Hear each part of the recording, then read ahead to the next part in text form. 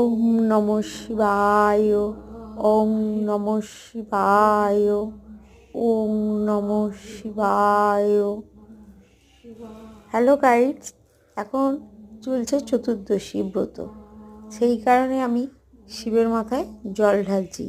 এই বছর আমি বাড়িতেই জল ঢালছি, মন্দিরে আর যাচ্ছি না।